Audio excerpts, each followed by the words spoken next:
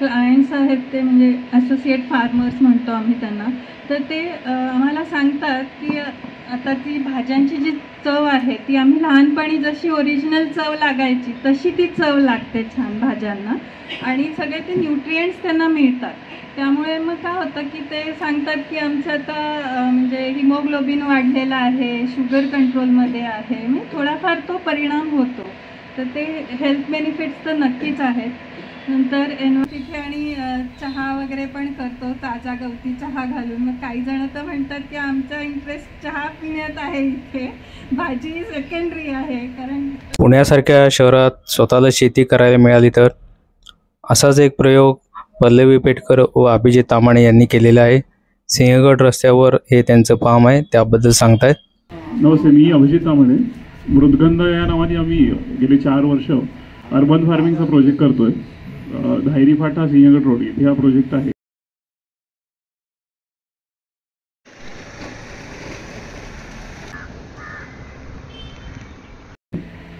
Urban फार्मिंगची संकल्पना सुचली कशी, त्याचं आम्ही जे ठरवलेलं मॉडेल कसं आहे आणि 4 वर्षात आमचे अनुभव कसे आहेत, लोकांचे अनुभव कसे आहेत हे सांगण्यासाठी आज आम्ही इथे आलो आहोत.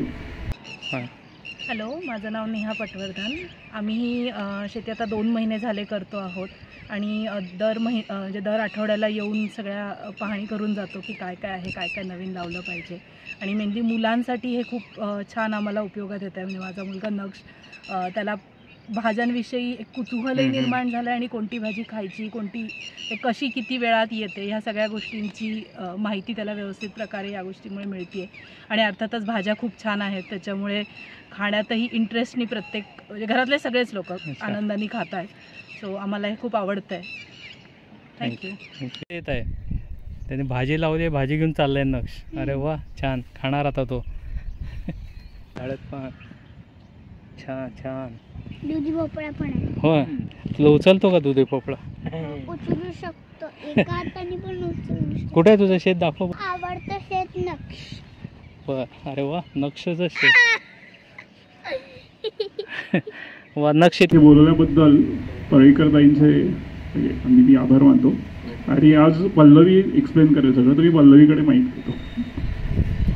सगळ्यांचं मनपूर्वक स्वागत. आणि मी पल्लवी पेटकर.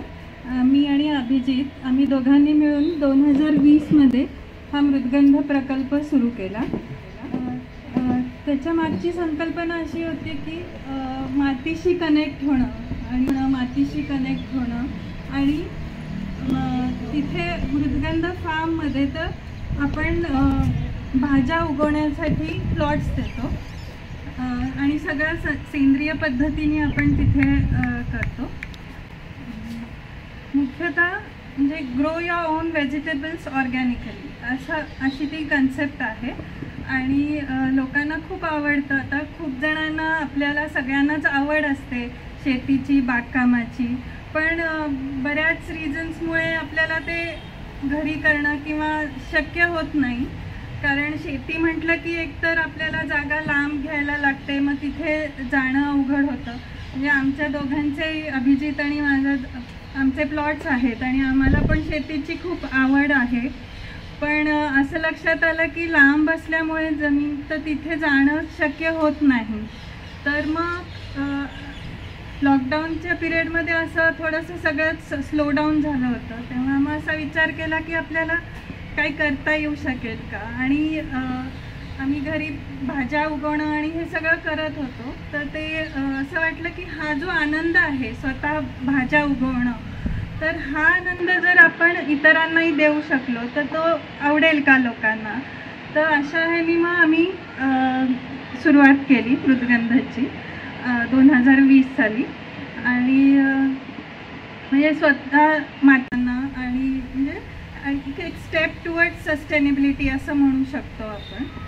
आणि मग एक नेचरशी कनेक्ट होणं, मातीशी कनेक्ट होणं, निसर्गाशी कनेक्ट होणं, अशी ती कन्सेप्ट आहे. आणि स्वतः आपण शेतात काम करणं म्हणजे तो एक आनंद वेगळा आहे. स्वतः मातीत हात घालून काम करणं, स्वतः भाज्या उगवणं, हे खूप आनंददायक आहे. आणि मग तिथे लोकांना शेतीचे म्हणजे एक्सपिरियन्स मिळतो, कशा हँड्स ऑन ट्रेनिंग मिळतं की तुम्ही कशा पद्धतीने ती प्रोसेस करू शकता असं.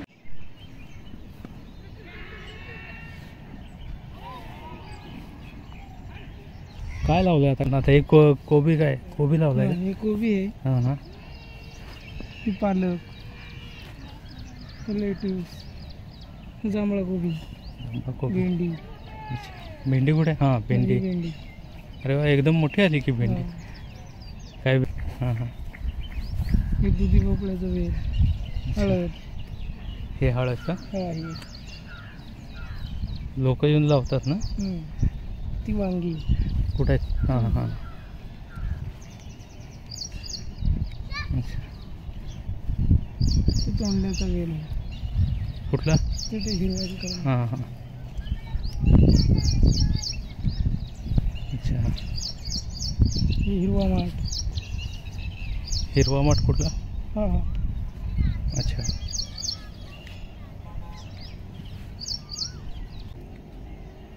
हे इकडे उजेडात. हा जो प्रोजेक्ट आहे तो धायरी फाट्याला आहे, सिंहगड रोडला, नांदेड सिटीच्या जस्ट अलीकडे. आणि 1.5 एकर जागा आहे. तर 1.5 एकरमध्ये आपण 750 स्क्वेअर फीटचे प्लॉट्स केलेले आहेत. म्हणजे साधारण एका फॅमिलीला 4-5 जणांच्या तेवढ्या प्लॉटमधली भाजी साधारण पुरते, आठवड्याला ती साधारण मिळत जाते. त्यामुळे मग तसे आम्ही प्लॉट्स केलेले आहेत. आणि सगळा मेंटेनन्स, गायडन्स, सगळा जो सपोर्ट आहे, म्हणजे आमची ती टीम आहे 7 जणांची आणि आम्ही असे सगळे मिळून तो फार्म मॅनेज करतो.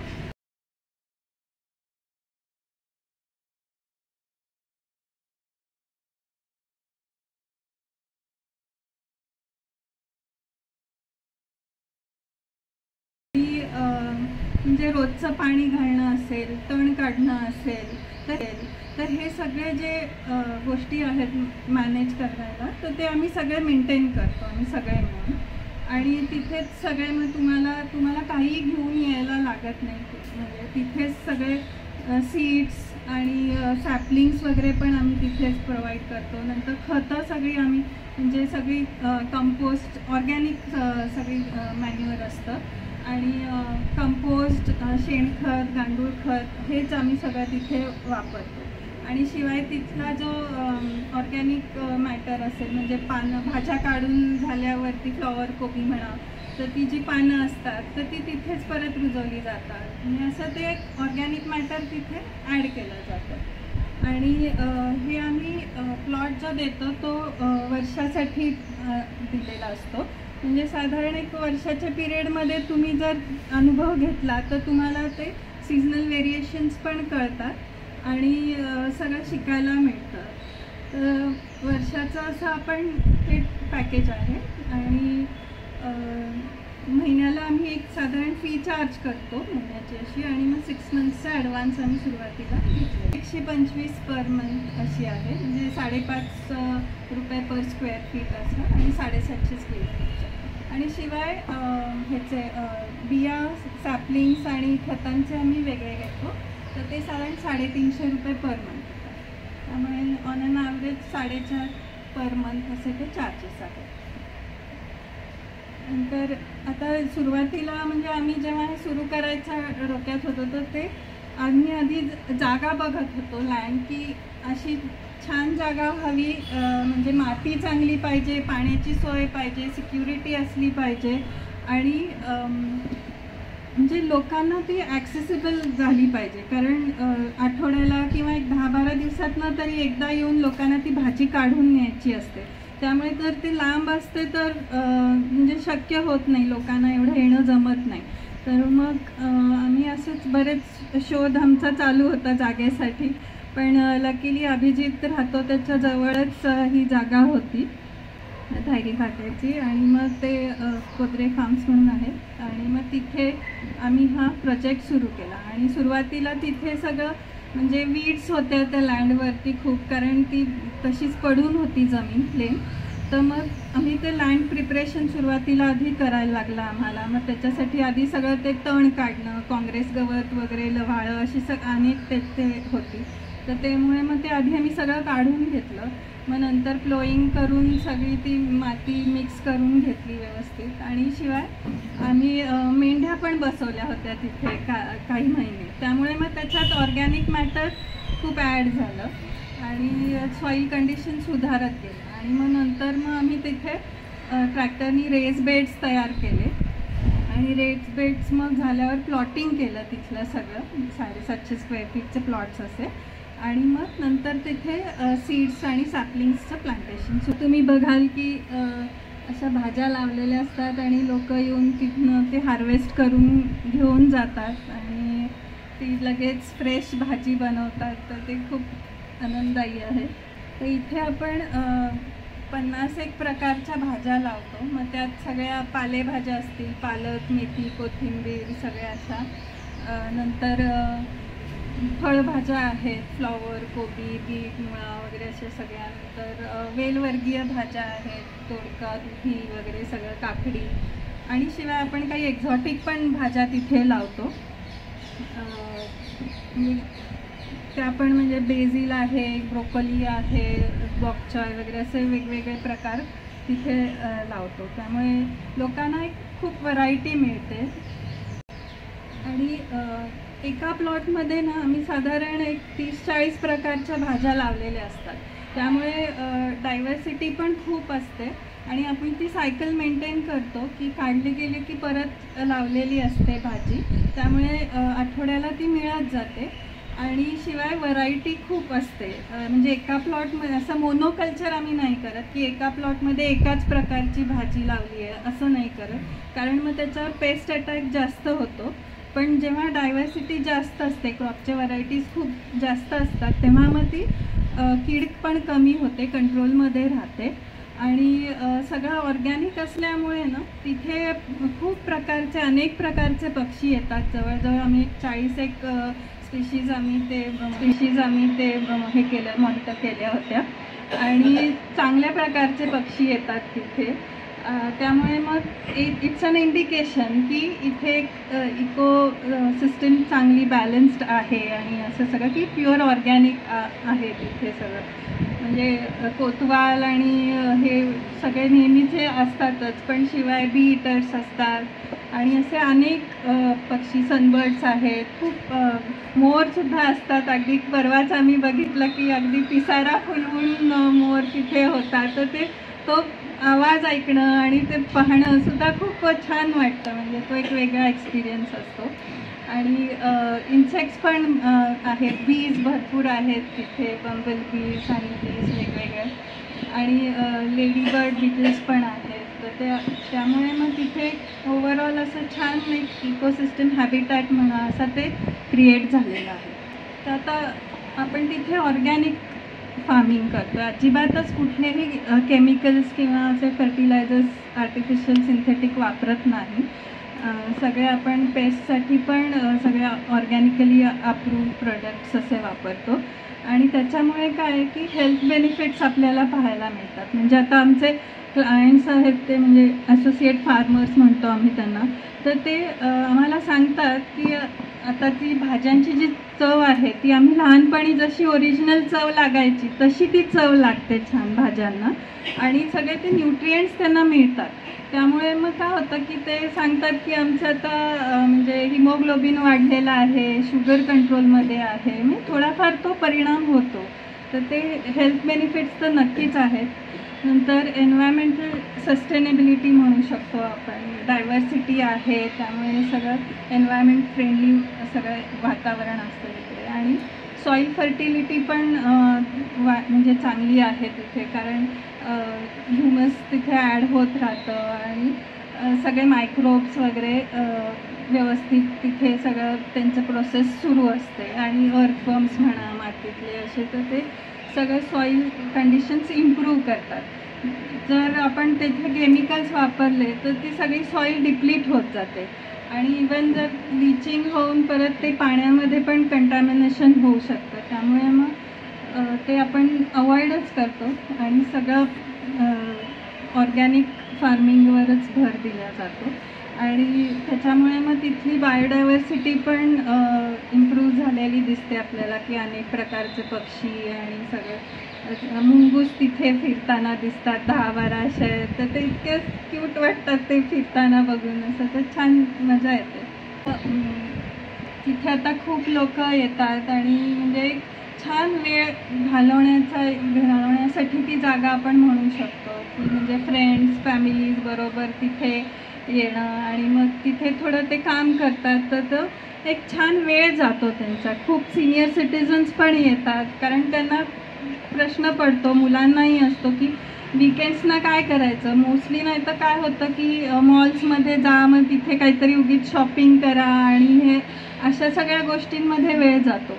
पण इथे आल्यामुळे तो छान वेळ जातो, निसर्गाशी एक अटॅचमेंट वाढते नकळत मुलांची सुद्धा आणि एकमेकांशी इंटरॅक्शन होतं, त्याच्यामुळे एक छान सोशल इम्पॅक्ट पण असं पॉझिटिव्ह होऊ शकतो, की आपण इतर लोकांशी इंटरॅक्ट करतोय तर एक बोललं जातं, एकमेकांचे असे देवाणघेवाण होते, तर ते छान वाटतं. म्हणजे आम्ही तिथे आणि चहा वगैरे पण करतो, ताजा गवती चहा घालून. मग काही जण तर म्हणतात की आमचा इंटरेस्ट चहा पिण्यात आहे, इथे भाजी सेकंडरी आहे, कारण ते फ्रेशनेस येतो एक तो असं आहे. आणि शिवाय म्हणजे मी टाईम मिळतो आपल्याला एक, नाही तर कुठे आपण गेलो की असं जरा धावपळ किंवा गडबड असते, काहीतरी ते करायचं असतं. पण इथे तुम्हाला असं एक शांतता एक्सपिरियन्स करू शकता तुम्ही आणि मातीत हात घालणं is like A Kameng effect. त्यामुळे मग तो तुम्हाला एक आनंद मिळतो की तुम्ही स्वतःसाठी काहीतरी वेळ देताय आणि एक पॉझिटिव्हनेस तुमच्यामध्ये येतो. आणि अर्थात ते बरेच फॅमिलीज आणि ते सगळे ग्रुपनी येतात, काही जण ब्रेकफास्ट वगैरे किंवा लंच पण घेऊन येतात, तिथे बसून ते खातात आणि एन्जॉय करतात बेसिकली. छान म्हणजे तो टाईम पण आहे.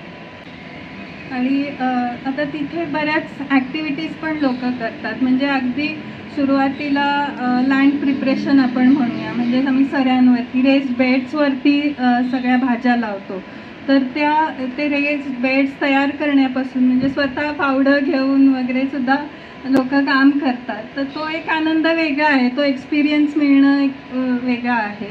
आणि मग परत ते जर लँड प्रिपेअर झाल्यानंतर सोईंग असेल म्हणजे बिया लावणं, सॅपलिंग्स लावणं, ते तसे सगळे स्वतः करतात आणि ती एक मजा आहे स्वतः करण्यात. आणि मग ते लावल्यावरती ते उगवताना बघणं, म्हणजे आपण आता घरी जरी एखादं कुंडीत झाड लावलेलं असेल आणि त्याला एक छोटंसं फूल आलं तरी आपल्याला खूप आनंद होतो. आणि इथे तर म्हणजे अख्खं तुमचं शेत आहे आणि ते असं वाढताना बघून खूपच छान आनंद वाटतो. आणि शिवाय मग सीझनल व्हेरिएशन्स पण कळतात. आपण वर्षाचं पॅकेज दिल्यामुळे म्हणजे कुठल्या भाज्या कुठल्या सीझनला चांगल्या येतात हे पण लोकांच्या लक्षात यायला लागतं. आता मिरची असेल किंवा वांगी असतील तर ते उन्हाळ्यात जास्त चांगले येतात, असं ते प्रत्येक भाज्यांबद्दल ते शिकत जातात आणि आपोआप एक लर्निंग ट्रेनिंग त्यांना होऊन मिळत जातं.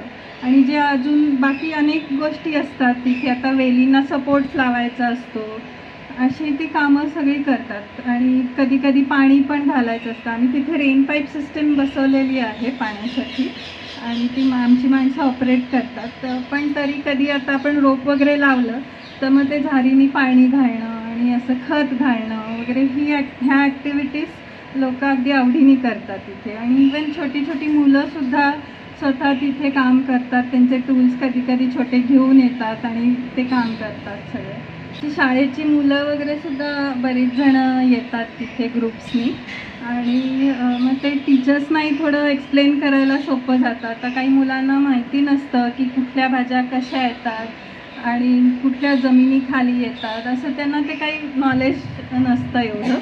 म्हणजे एकतर स्टुडंट होतं, त्यांनी विचारलं की आपण इथे पनीरचं झाड लावूया का? म्हटलं हो. त्यांना सगळं मग एक्सप्लेन केलं की असं प्रकारे असतं. मग मुलं शिकतात खूप आणि मग त्यांनाही लक्षात येतं की किती मेहनत लागते एखादं फळ यायला किंवा भाजी येण्यासाठी, किती मेहनत लागते आणि किती काळ जायला लागतो. तर त्याच्यामुळे मग ते फूडचं इम्पॉर्टन्स समजून घेतात आणि मग ते फूड वेस्ट करत नाहीत. म्हणजे ते पेरेंट्स आम्हाला सांगतात की एकतर सगळ्या भाज्या खायला लागतात. मुलांचं जनरली असं असतं की ही भाजी नाही आवडत, ती नाही आवडत, पण इथल्या भाज्यांची चवच इतकी छान लागते की मग ती मुलं सगळ्या भाज्या पण खायला लागतात आणि फूड वेस्टही करत नाही. त्यामुळे आणि शिवाय व्हरायटी पण मिळते त्यांना, की आपण रेनबो ऑफ फूड म्हणतो. म्हणजे आता कलरफुल जे आहेत व्हेजिटेबल्स, बीट असेल, मग ग्रीन सगळे व्हेजिटेबल्स, तर ते आपल्या कलर पॅलेट पण त्याच्यात ॲड होत जाते. ते असे काही फन मोमेंट्स आहेत की लोक खूप त्यांचे ग्रुप्सनी येतात आणि मग ते असे एन्जॉय करतात काय काय असं. आणि अगदी म्हणजे सिनियर्स 90चे पण येतात आणि अगदी लहान बाळांपासून सगळे ते मस्त एन्जॉय करतात. तर आय रिक्वेस्ट यू ऑल की तुम्ही एकदा जरूर विजिट करा मृदगंधला. तुम्हाला नक्की आवडेल आणि it's like a step toward sustainability असं पण म्हणू शकतो. आणि सगळे आम्ही तिथे जे म्हणजे कमीत कमी एनर्जी इंटेन्सिव्ह करायचा प्रयत्न असतो. म्हणजे पाणीसुद्धा आम्ही तिथनं जवळनंच विहिरीचं आहे घेतलेलं आहे आणि तिकडचं लोकल लेबरच आहे. म्हणजे तिथल्या तिथे ते चालत येतात आणि असं सगळं लोकल लेबर सगळं आहे. त्यांचं टाइमटेबल केलं आहे का असं किंवा एक पावसाळ्यात नाही लागायचा, थंडीमध्ये नाही लागायचं, त्याला किती वेळ लागतो असं तुम्ही दाखवायला केलं आहे का?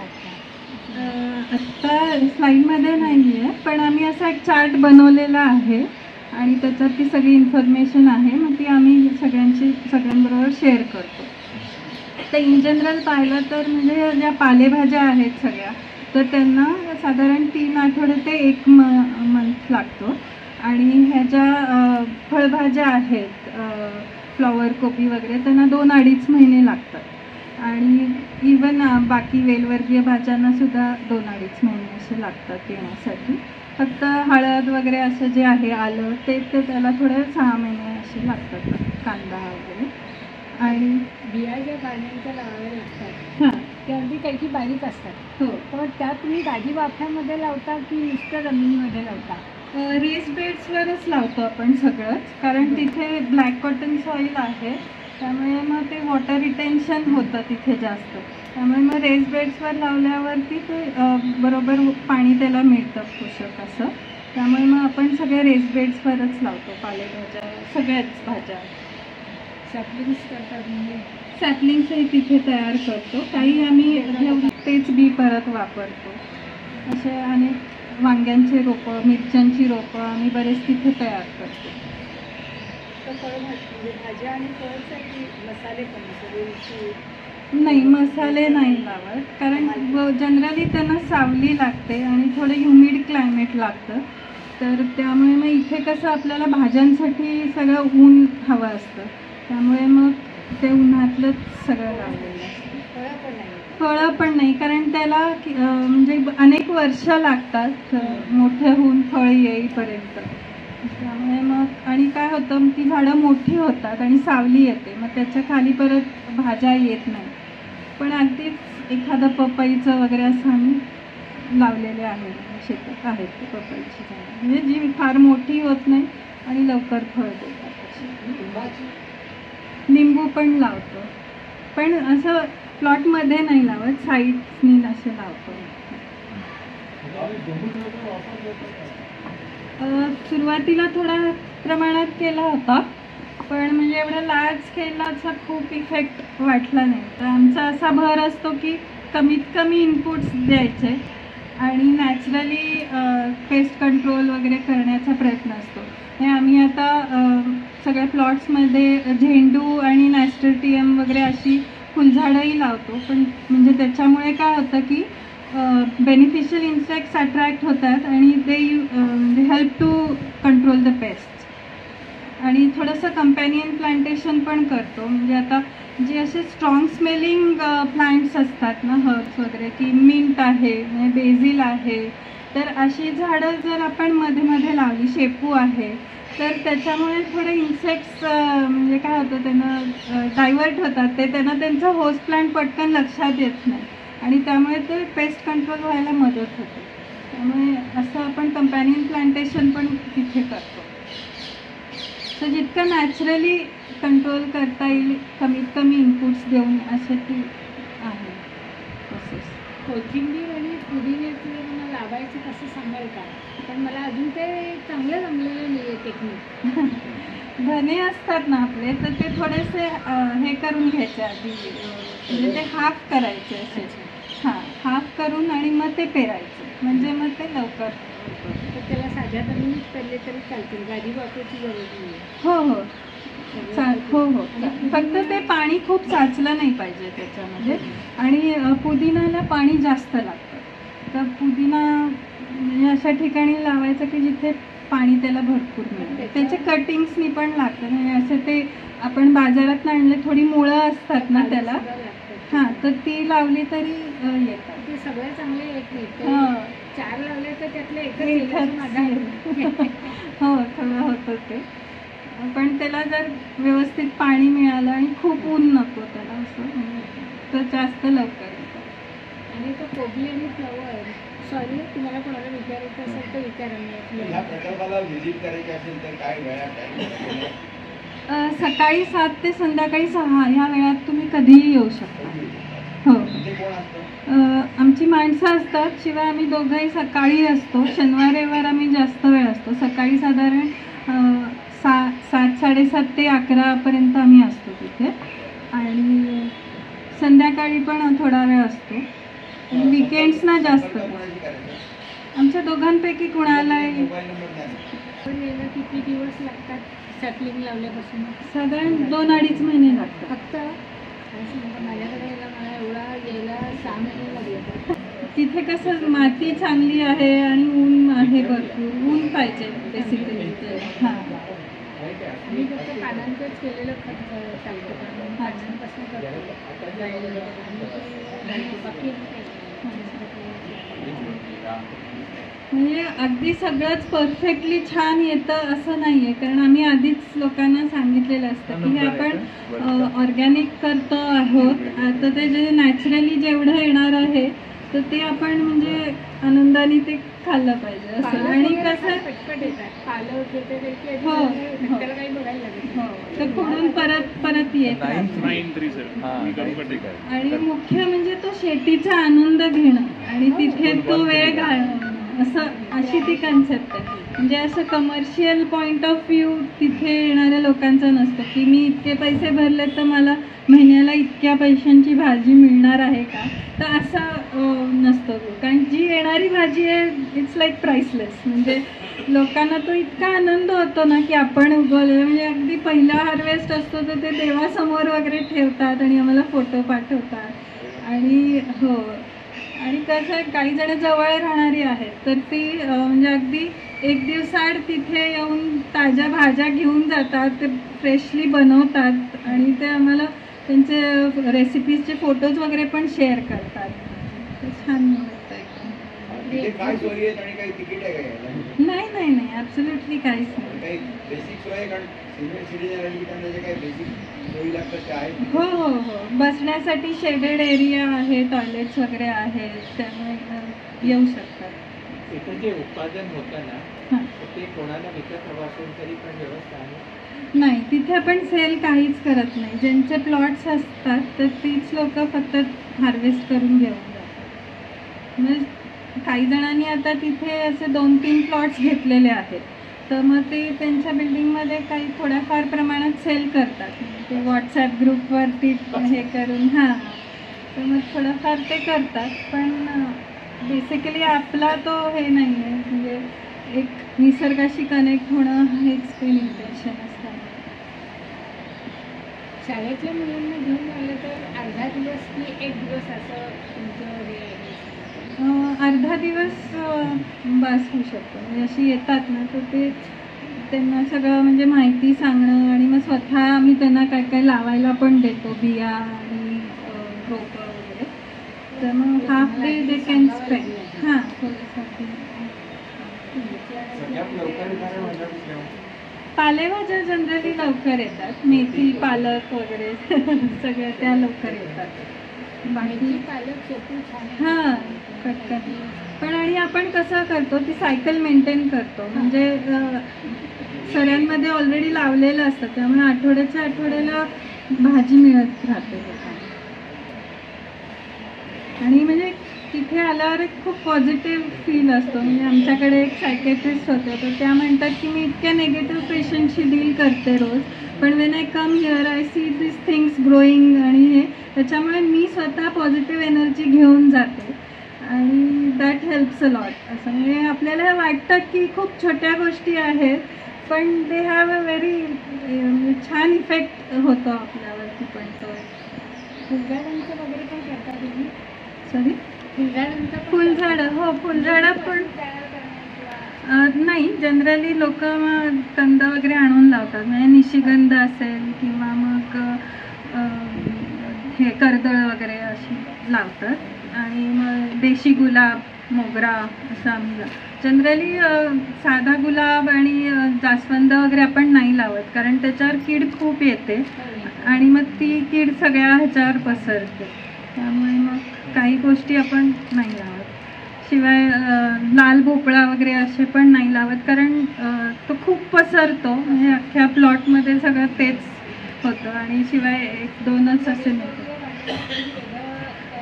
हां, म्हणजे 2 सऱ्या त्याच्यासाठी ठेवलेल्या असतात आणि मग त्याच्यावर बांबू लावून तारेचे सपोर्ट्स दिलेले असतात आणि मग सुतळीने ते सगळे हां, म्हणून मग ते आम्ही बांधून घेतो. अशा प्रकारे ते मेंटेन. तोंडल्याचे कटिंग्स लावायला लागतात, कटिंग्सनी येतात. आणि नाहीच होत, कटिंग्सच लावायला लागतात त्याचे. ते आता आम्हीच तयार करतो. एकदा आम्हाला मिळाले होते नर्सरी, तर मग आता त्याच्यानंतर आम्हीच आता तयार करतो मग ते कटिंग्स कापून. त्याला पण इतकी तोंडली येतात ना की मग लोक परत सांगतात की नको आता पास झालं, आम्हाला आता काय लावेल असं होतं ते.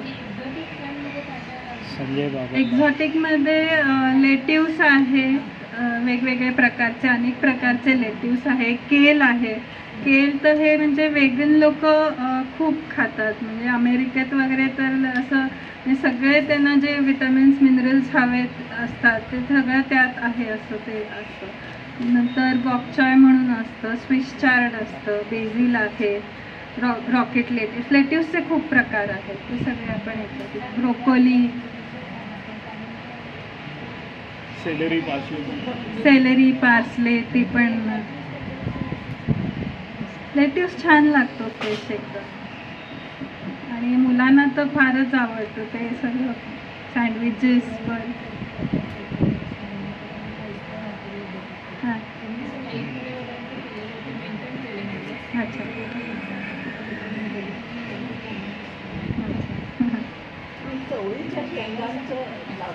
चवळी पण लावतो. शेंगा येतात. हो, शेंगांची, ओल्या शेंगांची भाजी करतात आणि काही जण मग ते वाळवून तशी चवळी पण देतात. पण सहसा म्हणजे तूर वगैरे हे जे आहे ना, तर ते आम्ही थोडं कमी लावतो, कारण एकतर ते खूप महिने लागतात त्याला यायला आणि त्या शेंगा थोड्याच येतात आणि म्हणजे ती खूप छोटी क्वांटिटी होते. जेव्हा तुम्ही शेती करता तर ते थोडं क्वांटिटी काहीतरी मिळते. इथे असं 1-2 आपण लावलं ना की तेवढं त्याची क्वांटिटी मिळत नाही. हो, ते खूप येतं, एकदा लावलं की येत राहतं.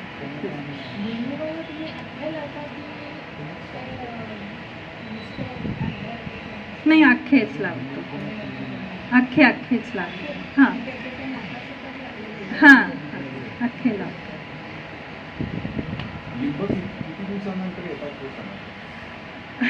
त्याला वेळ लागतो जरा, 2-3 वर्ष तरी लागतात. हो, ते तसंच होतं. ते आधी झाड सगळं वाढतं आणि मग नंतर यायला लागतात, मग एकदम आले की येतात, पण ते 3-4 वर्ष लागतात. आमच्याकडे 3.5 वर्षांनी लागली. हो, शेतात लावलेली ती आत्ता यायला लागली 4 वर्ष. नाही, राहू दे, येतील आणि मग एकदा आले की येत राहतील. अननस लावला होता.